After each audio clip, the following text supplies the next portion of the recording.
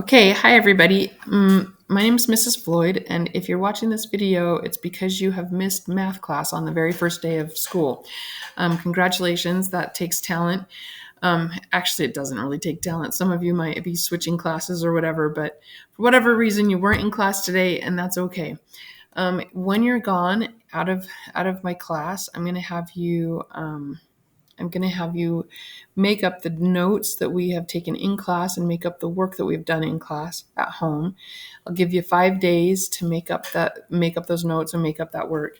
If you've had to be gone for whatever reason, if you've been sick or if you've had a game or if you've had whatever things going on in your life, just know that the makeup time is 5 days. It'll be pretty set, pretty firmly.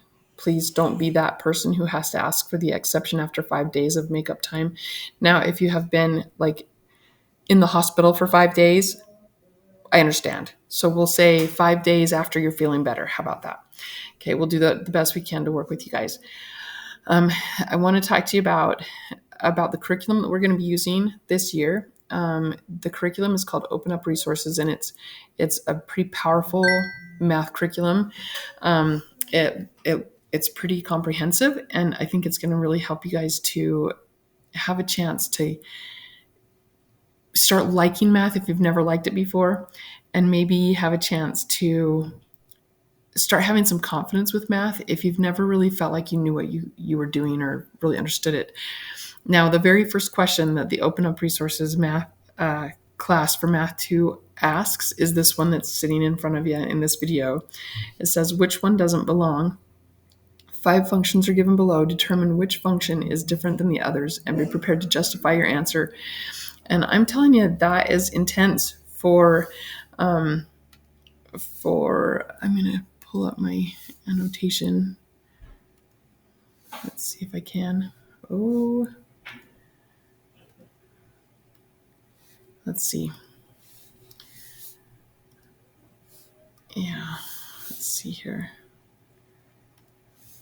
There we go. I think I can annotate. Yeah, this is a very intense question for a first question in a Math 2 class. But it took me a minute to look at it and go, oh my goodness, I'm going to lose every student that I ever thought I had in this one first question. But I don't think so. It's actually pretty cool. So we're going to go over it one part at a time in the next couple of slides, in the next few slides, and you guys can take notes on it. Let's just look at this really briefly for a second. What I want you to do before you move on to the other slides is I want you to take a look at this slide. I want you to take 10 minutes at home, start a timer, do something, 2 minutes per each of these. There's A, B, C, D, and E.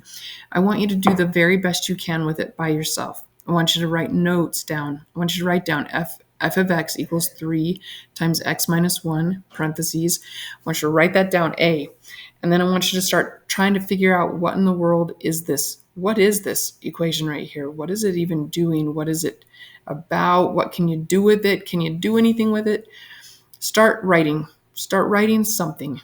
You might not understand everything that you have to do with each of these, but I want you to start looking for patterns, looking for any math that you can do. This one, the first thing I noticed, and I'll talk about it in the next slide, is that I can easily distribute this. I can say f of x equals 3 times x minus 3, and I'll show you how to do that in a minute. It's just a simple equation. We'll talk about what kind of equation it is in a minute. This one right here is a special kind of equation. This one right here is called a recursive equation, meaning that you have to know one data point. Like this is where x is 0 or where n is 0. In order to find where n is 1 and where n is 2. It's called a recursive equation. We're going to learn about them a little bit as we go through the year. Do your best with it for a few minutes before you watch my video on it in a couple of slides. The next one is just a picture. You've got to figure out what's going on here. And then this one is a chart, probably a chart that you would use maybe to plot some data points on a graph. D and E are both charts. So kind of take a look at those. And then once you've had 10 minutes to write your own notes in your notebook, couple minutes on each of these things, Then I want you to go ahead and move on into the next 5 slides, and I'm going to break these down for you a little bit like we would have done if you had been in class. We did this together in class with the students helping.